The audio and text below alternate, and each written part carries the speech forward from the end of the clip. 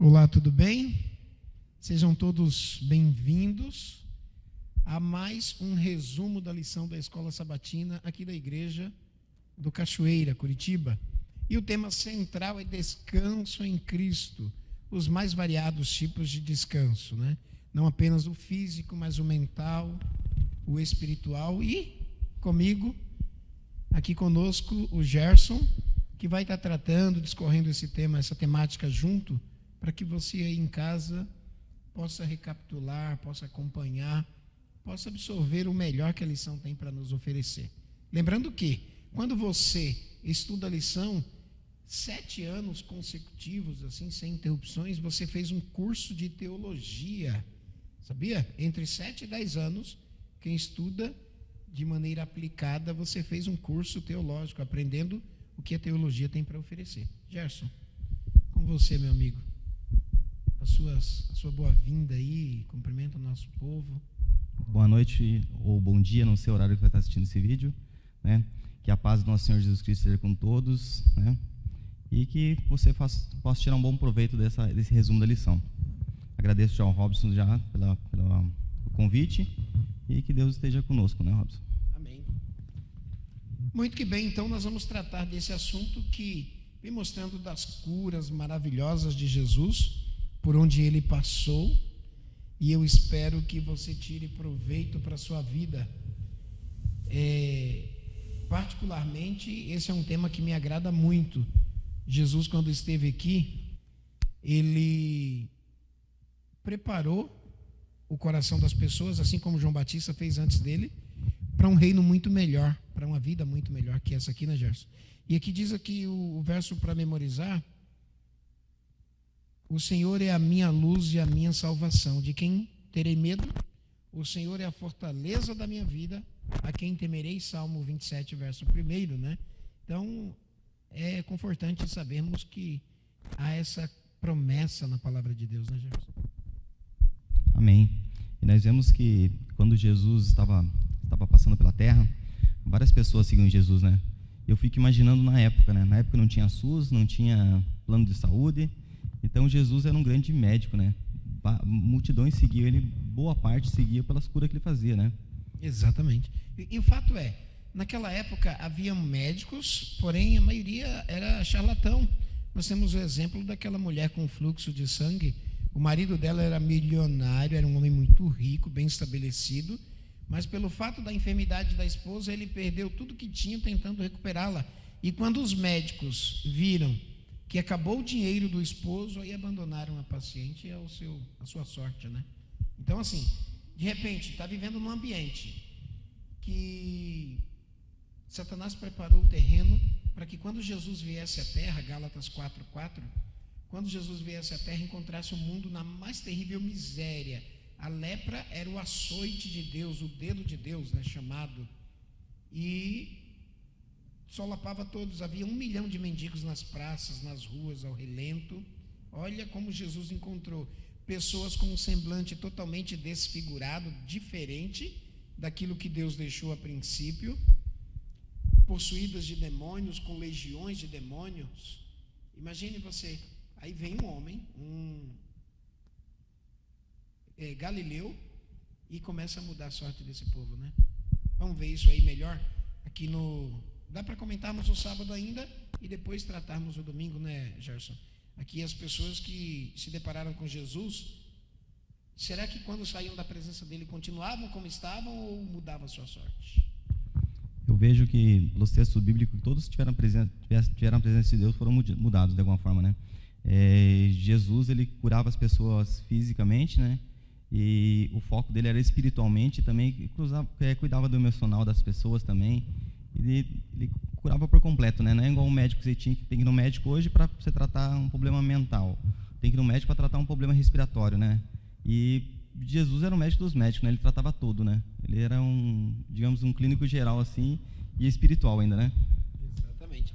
Só que eu achei interessante isso que você falou. Jesus era um clínico e conforme a necessidade da pessoa, Jesus era o especialista. Se o problema era no coração, então ele dizia: dá-me, filho meu, o teu coração, né? Ele era cansaço físico, ele dizia para os discípulos, como nós já vimos na lição passada: vinde aqui à parte e repousai um pouco. Então, aonde quer que fosse o problema do ser humano, Jesus estava ali pronto para solucionar esse problema, ok? Então, descanso que cura. Aqui na introdução do domingo diz assim: se há um momento em que precisamos descansar, é quando estamos doentes. Concorda, Gerson? O que você acha? Geralmente, quando você vai ao médico, o médico, a primeira prescrição que ele fala, você precisa de repouso, né? E a primeira coisa que o médico passa é repouso, né? E você fica em repouso, até por causa que você não consegue, muitas vezes, da doença, tá? Não consegue nem levantar da cama, né? Eu, necessariamente, já fiquei várias vezes doente e tive que ficar de cama. E o próprio você descansar te restaura energia para você combater aquela doença, né? Exatamente. Porque, na verdade, o nosso organismo, ele produz a cura quando nós damos a ele a ferramenta ideal, adequada, para que ele restabeleça a gente, né? Como aqui vem falando do sistema imunológico, para que você de casa entenda. O que é o sistema imunológico? Imagine você tendo soldados, generais, guerreiros no seu organismo, que estarão trabalhando para proteger as defesas do seu corpo. Assim são esses linfócitos, essas células de defesa, que quando entra algum invasor, ele mais que depressa vai e tenta combater aquela enfermidade. E aí o repouso é necessário para que esses elementos aconteçam, né? E Jesus, ele convidava as pessoas para o descanso, e o maior convite de Cristo, no capítulo 11, né, de Mateus, verso 28 a 30 ali, ele: vinde a mim, você que está cansado, sobrecarregado, oprimido. E as pessoas que iam a ele, é dito na teologia que Jesus, ele é o autor da vida. Então, como que o autor da vida se depararia com a cena de morte e deixaria aquilo daquela mesma forma, né? Uma certa vez Jesus estava subindo e uma multidão descendo. Era o filho da viúva de Naim, uma cidade chamada Naim, e o filho dela, aquela mulher, era viúva, como você comentou, não havia SUS e coisa do tipo, nada, não havia INSS, pensão por morte, coisa do tipo. Se o filho morresse como ele morreu, a mulher ficaria sozinha e a sua vida seria uma desgraça, né?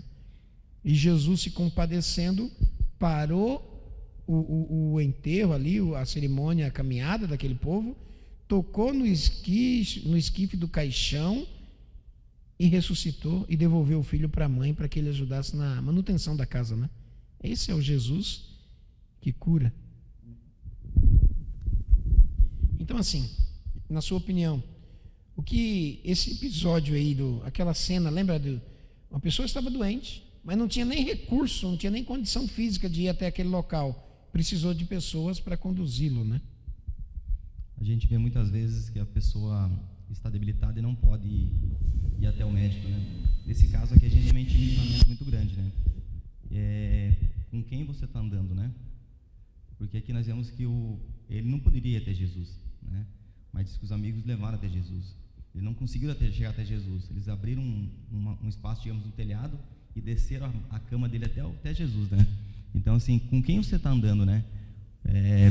Você está andando com pessoas que vão te apoiar em momentos difíceis, ou está andando com pessoas que vão só te sugar nos momentos bons da tua vida, né? E se for para escolher com quem você andar, você tem que escolher com pessoas que vão estar com você nos momentos difíceis, e não só estar com momentos difíceis, mas também vão te dar uma luz na hora que você estiver num momento difícil, né? Eles levaram até a luz que eles precisavam levar, né? Para Jesus, que era o único que podia curar naquele momento, rapaz. Agora, Gerson, imagine a cena. Onde Jesus estava, havia multidão.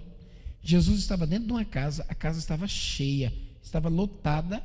As pessoas, aqueles 4 amigos, não conseguiram entrar pela porta para levar aquele doente até Jesus. E o doente não foi quem manifestou fé em Cristo, foram os amigos. E os amigos tentaram a todo custo, não conseguiram. No livro Desejado de Todas as Nações, na página 269 e 270, lá comenta do esforço e da fé daqueles jovens. Ele, vendo que não tinha outro recurso, de repente eles sobem no telhado, e levam corda e amarram o doente, e viram onde Jesus estava, e desce Imagina Jesus ali olhando para cima e vendo aquele corpo descendo na direção dele, né? E as outras pessoas, tinha muita gente curiosa, tinha pessoas ali que não estavam de fato interessadas na cura, só a curiosidade mesmo, né? E Jesus vai e fala algo maravilhoso para aquele enfermo ali. E bacana pensar também que os líderes religiosos na época, eles entendiam que toda doença, toda moléstia que a pessoa sentia ali, que ela tinha, era por algum problema que ela tinha ela mesma causado, ou seja, um pecado que ela tinha cometido, digamos assim, a mão de Deus estava pesando sobre ele, né? Nós entendemos biblicamente que o que nós fazemos, nós plantamos aqui, nós colhemos, né? Claro, se eu levar uma vida, digamos, fumar a minha vida toda, lá para frente eu vou ter um câncer no pulmão, vou ter um efizema pulmonar, alguma coisa desse tipo, né? Algum problema respiratório. Mas não que é um pecado do que eu cometi, que aquilo é um peso do pecado. Não é bem por aí, né? E aquele rapaz ali, no mesmo livro do Exato de Todas as Nações, diz que ele tinha cometido muitos pecados, né? E para os líderes religiosos, eu pensava, não adianta levar ele nem fazer oração por ele, né? Porque ele é muito pecador, né? E aí Jesus pega e vai e faz tudo o que ele fez ali, né? Ele cura o rapaz, antes de cura espiritualmente, tem todo aquele contexto ali, depois o pessoal fica tudo revoltado com Jesus, né? No livro Parábolas de Jesus, tem uma citação de Ellen White que diz o seguinte, que o fariseu na época, ele dizia assim, ó, há júbilo no céu, olha só, não é por um pecador que se arrepende, quando morre um pecador. Então o fariseu dizia assim, olha, quando um pecador morre, o céu jubila. E vendia uma ideia completamente equivocada do caráter de Deus, né? Mas a Bíblia diz, Lucas diz que há júbilo no céu por um pecador que se arrepende, há festa no céu. O céu para quando um pecador aceita e se converte, né? Muda a sua atitude. Então aqui na segunda-feira diz, tratando da raiz do problema. Então qual que era o problema principal daquele jovem? Era doença física, era uma doença espiritual? E Jesus disse algo que chocou os espectadores ali. Qual que era o problema mesmo, de fato, daquele jovem? Aos nossos olhos, o problema principal dele era a doença visível que ele tinha, né? Mas aos olhos de Deus, o problema maior era o fardo que ele carregava nos ombros, né? A culpa, o pecado de toda aquela vida que ele tinha levado desregrada, errada, aquele era o problema maior que ele tinha no momento. Aí Jesus vai e faz a primeira cura, né? E a primeira cura está relatada aqui no verso 5 de Marcos 2, ali ele diz assim, vendo-lhes a fé, Jesus disse ao paralítico, filho, os teus pecados estão perdoados. Aí ele podia falar assim, levanta e anda, né? Mas não, ele falou, seus pecados estão perdoados. Por quê? Porque Jesus, ele consegue enxergar nosso coração. Ele sabia que o problema maior daquele rapaz naquele momento não era o problema físico dele ser paralítico. O problema maior dele era o problema dele carregar aquela culpa do pecado e todo aquele rancor que ele carregava nos ombros, né? Então Jesus falou para ele assim, os teus pecados estão perdoados, pode se aliviar, pode descansar. Jesus foi então na raiz do problema, né? Ele sabia que o problema daquele jovem era espiritual, era mental. Como Nicodemos uma vez foi procurar Jesus, Jesus falou assim, seu problema é que você precisa nascer de novo. E você aí em casa, qual é o seu problema? Tem pessoas que receberam a bênção, mas não aceitam a bênção recebida pelo céu, sabia? A graça de Deus já foi derramada sobre os pecadores, mas tem pessoas que cometeram um pecado há 10, 20 anos e não se perdoa. Jesus já morreu por esse pecado, já ofereceu o perdão e a pessoa não aceita o perdão. E aí fica com doenças mentais, né? Tem uma citação de Ellen White, no livro Medicina e Salvação, ela fala sobre essas pessoas que estão nos manicômios. Que se tratasse daquelas pessoas, da sua dieta, de se mudasse a sua alimentação, mais da metade sairia dali e voltaria para casa. Mas tem pessoas que se arruinam de tal maneira. Eu vou ler um texto aqui de Ellen White, deixei separado aqui no meu celular, no livro Temperança, página 229, diz o seguinte, olha, veja bem, o mundo que age como se Deus não existisse, absorto em empreendimentos egoístas, cedo sofrerá repentina destruição e não escapará. Muitos continuam na descuidada satisfação própria, do apetite, e até que se tornam tão cansados da vida que se suicidam, fazendo o quê? dançando, pagodeando, bebendo, fumando, satisfazendo as paixões animais, eles vão como boi para o matadouro. E essa geração que Jesus encontrou estava assim, o mundo estava na mais completa desgraça, na miséria.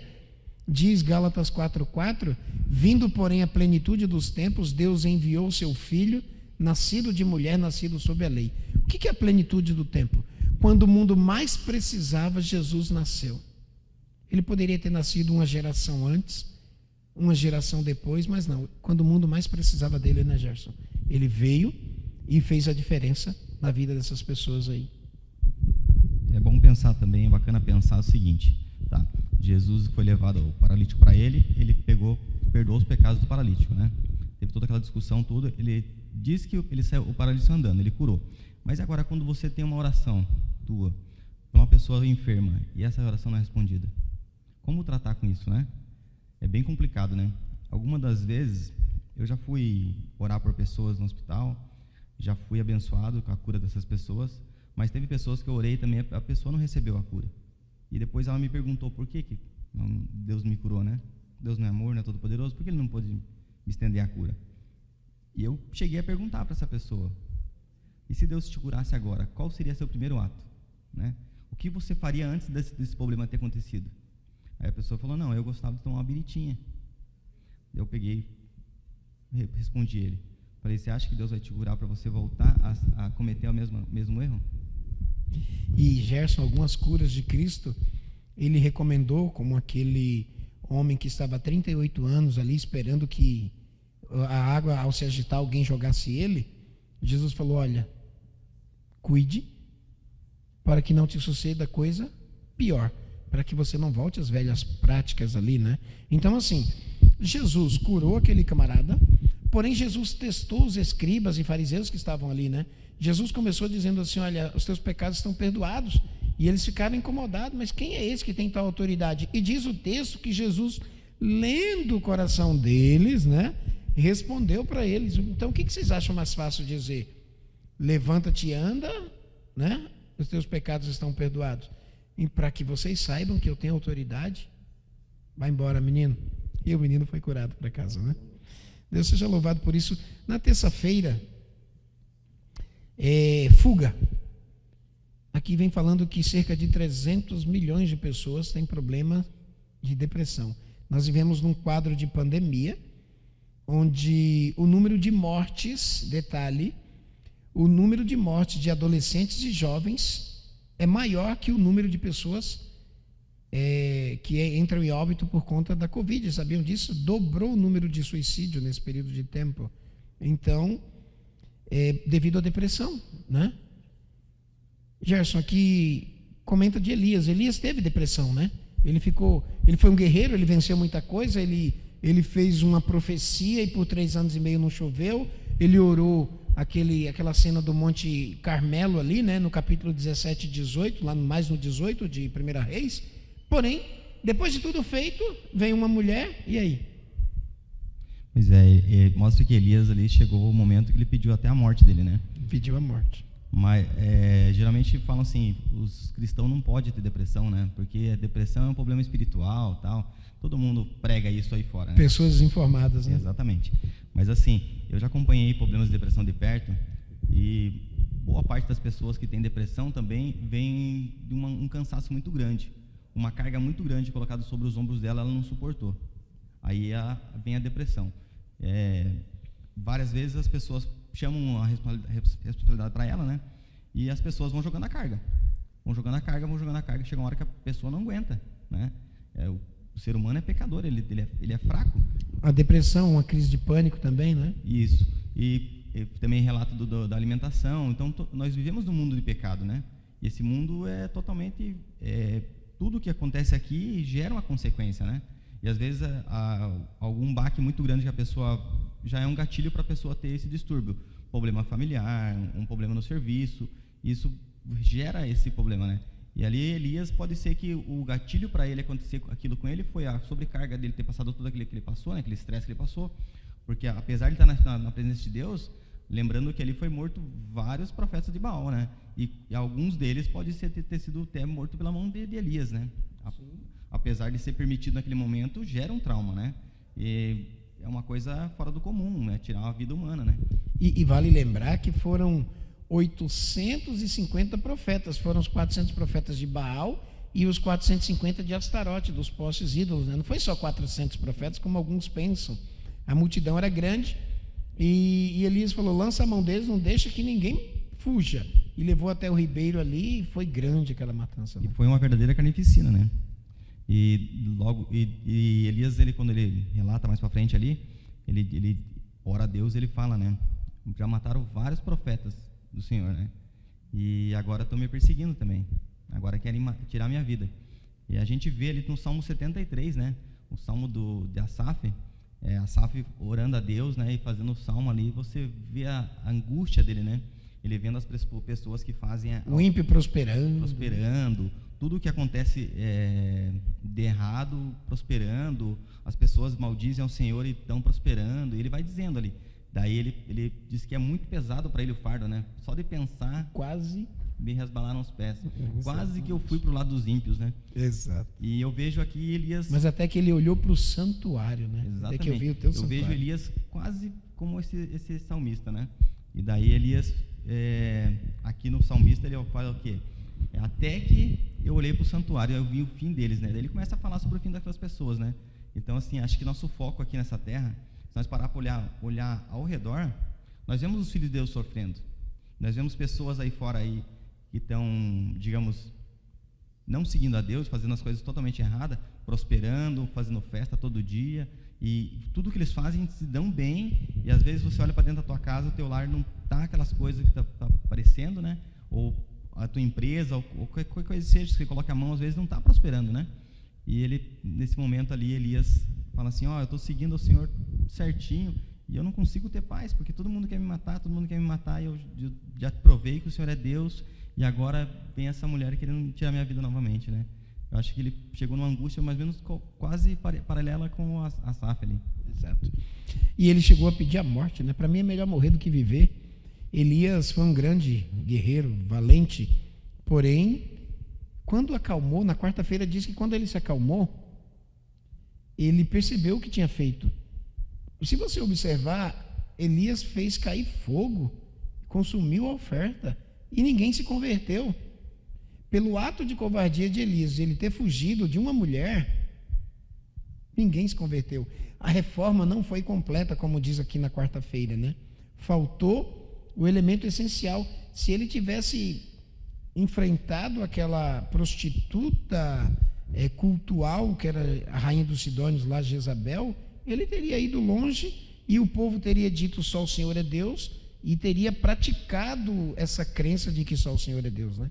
Mas a covardia de Elias fez com que o mal imperasse, que se você observar, quando faltou água, quando a seca aconteceu, houve um reavivamento espiritual, só que não foi um reavivamento do povo de Deus, foi dos profetas de Baal.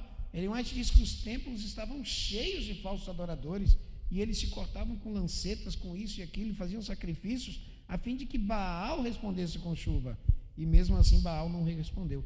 Então sempre que há reavivamento, não é só reavivamento por parte do povo de Deus, lá do outro lado também tem um reavivamento, como vai ter agora no fim dos tempos.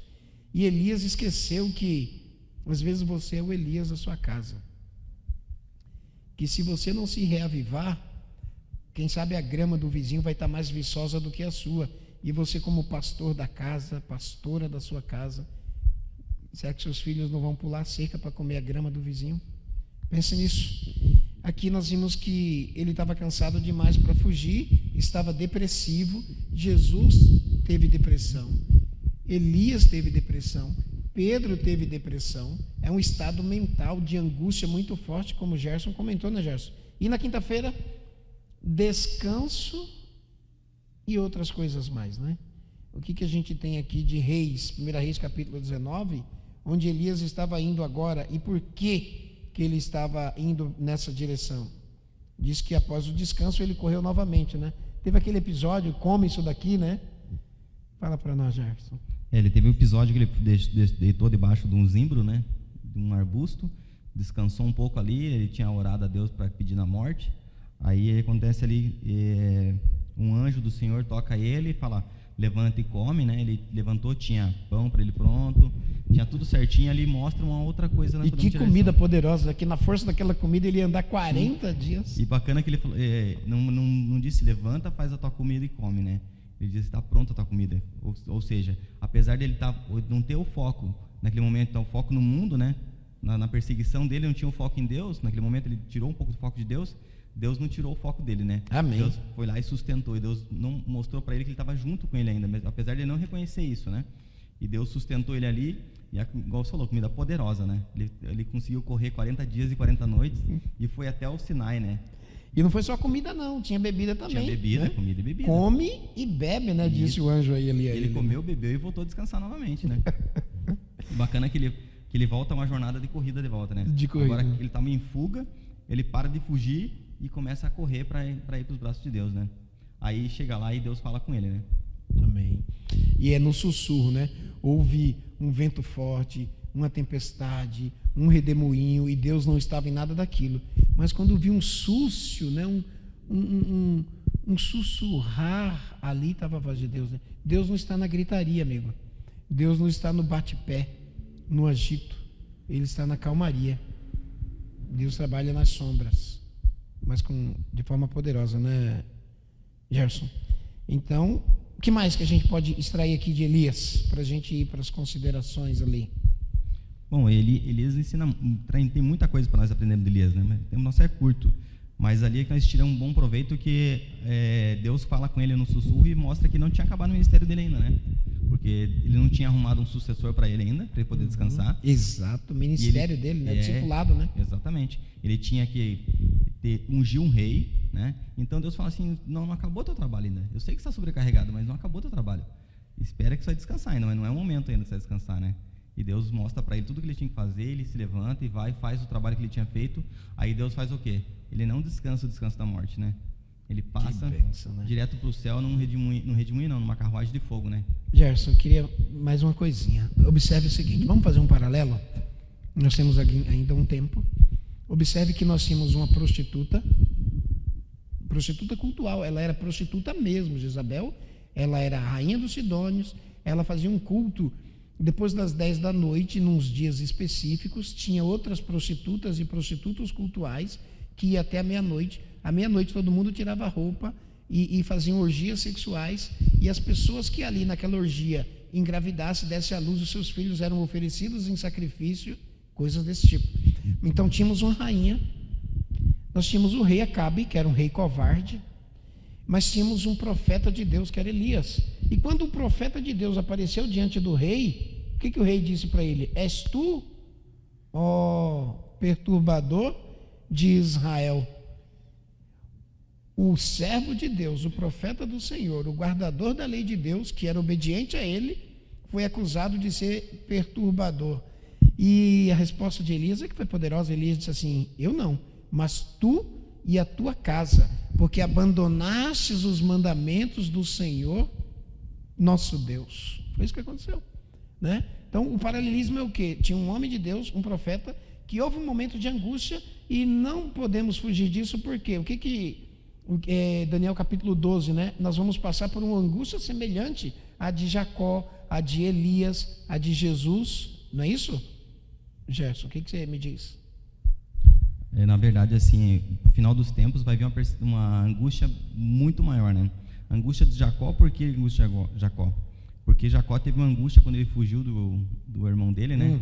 E ele estava assim, indo por reencontro com o irmão, não sabia. Lutou com Deus no Vale de Jaboque ali, né? Exatamente. Ele não sabia se ele pediu uma bênção, não sabia se Deus deu a bênção para ele ou não, né? E nós, da mesma forma, né? Vamos passar por uma angústia que nós não saberemos se nós estaremos salvos ou não, né? E o irmão dele vinha com 400 homens para matar ele. Foi o apegar-se com Deus que mudou o coração do irmão, né? Exatamente. Não foi poder dele, foi poder de Deus que fez mudança. Está acabando nosso tempo. Eu queria tirar uma lição. Você comentou sobre a mulher que tinha fluxo de sangue, né? Que o marido tinha gastado dinheiro, né? Essa mulher também me lembrou de uma passagem bem bacana. Você lembra que ela era impura por estar sendo fluxo de sangue, e muitas vezes nós, como pecadores, sentimos impuro para chegar até Jesus, né? Eu fui lavar a mão esses dias no serviço, eu estava com a mão bem cheia de barro, que eu estava mexendo com a fundação. Quando eu coloquei a mão num tambor d'água, a água estava bem limpinha. Eu coloquei a mão para lavar, encardiu toda a água. E nós pensamos que nós, quando vamos chegar a Jesus, nós somos assim, né? Estamos com a mão suja de pecado, nós vamos tocar em Jesus, nós vamos sujar Jesus, né? E aquela passagem mostra o contrário para nós, né? Que a mulher toca em Jesus e Jesus, ela não passa a imundície para Jesus, ao contrário. Jesus purifica ela de todo o pecado, né? E ele diz assim: a tua fé te salvou. Que nós possamos ter a fé dessa mulher, né? Que possamos chegar na presença de Deus, independente da condição pecadora nós somos. Nós sempre somos pecadores, né? Até a nossa glorificação, que é a volta de Jesus. Mas possamos ter a certeza que nós possamos chegar com o problema que for para Jesus, que Ele vai na raiz do problema e resolve o nosso problema, né? Muito bem, nós estamos encerrando aqui, mas lembre-se, você é o Elias de hoje. Quando a gente vai lá em Malaquias, você vai ver que tem 3 Elias citados, né? Que o dia do Senhor não viria antes que viesse Elias. Elias veio e foi levado numa carruagem de fogo. O segundo Elias foi João Batista, Jesus mesmo disse isso, esse é o Elias que havia de vir. E o terceiro Elias sou eu, é você, é o Gerson, somos nós. E qual que é a missão? É ir perante o rei. Antigamente era um rei só, ali aquele seu opositor, era uma rainha. Hoje não, diz o Apocalipse que os reis da terra, nós temos que ir e anunciar a eles a certeza de que é um Deus, de que a sua palavra vigora, que a sua lei permanece, e que há uma prostituta, como tem o Apocalipse capítulo 17, uma rainha prostituta, que se prostituiu com os reis da terra, dando a ele do cálice da sua ira. Nós temos que proclamar como Elias proclamou, e contra todo esse sistema. E tem os falsos profetas também, como tinha os profetas de Baal, os falsos profetas de Baal e Astarote, e nós temos que proclamar contra esses também. Então você precisa entender qual é o seu papel, o chamado que você recebeu. Ellen White, no livro Temperança, para terminar, eu quero dizer isso para vocês, página 12, diz que Satanás juntou tudo que tem na natureza de bom para nossa manutenção e converteu em alimentos nocivos à nossa saúde, de maneira que esses alimentos teriam um completo domínio sobre os seres humanos, e ele dominaria física, mental e espiritualmente. E olha quanta gente doente. As pessoas, segundo a Organização Mundial de Saúde, têm pelo menos 5 doenças. Se não toma água, já é uma doença. Então, Deus quer que você seja um agente de cura. Jesus, quando andou por aqui, ele andou fazendo o bem. E nós, como os discípulos dele, temos que ser uma mão auxiliadora, não é isso? Então, que eu e você possamos ter essa mentalidade. Suas considerações e nós vamos orar. Assim como o Robson falou, o terceiro Elias somos nós, né? É a igreja remanescente de Deus, que é o Elias. É o que vai de encontro a esse mundo de mentiras, né? Os profetas de Baal. Nós possamos ter a certeza disso. Nós temos a verdade em mãos, nós temos o dom de profecia, e não é arrogância de nossa parte, nós somos a igreja remanescente. Nós estejamos Amém. A fé nisso e segura firme na mão de Deus, que o fim está próximo. Louvado seja Deus. Termino com um verso bíblico e uma oração dizendo assim, em Mateus 4:23 diz: e percorria Jesus toda a Galileia, pregando o evangelho do reino, ensinando nas sinagogas e curando toda sorte de doenças e enfermidades. Essa é a nossa missão. Mateus 4:23, pregar, ensinar e curar. Que Deus abençoe a mim e a você. Eu queria finalizar hoje com a oração, pedir para você fazer uma breve oração, Gerson, pelas pessoas que, quem sabe, estão sendo aí sofrendo problemas, às vezes físicos, outras vezes também problemas emocionais e espirituais, né? Por gentileza. Oremos. Querido Deus, amado Pai que está no céu, graças te damos, Senhor, por mais uma vez sentimos a bênção da sua presença em nossa vida, Senhor. Queremos interceder, Pai. Nesse momento intercedemos pelas pessoas que vão assistir esse vídeo, Pai. Nós não a conhecemos, não sabemos do problema que elas passam, Senhor, mas confiamos em Ti e sabemos que o Senhor é Deus Todo-Poderoso, que conhece todos os corações, Pai. Por favor, Pai, sonda os corações e, Pai, cuida de cada um, conforme a sua santa e bendita vontade, Pai.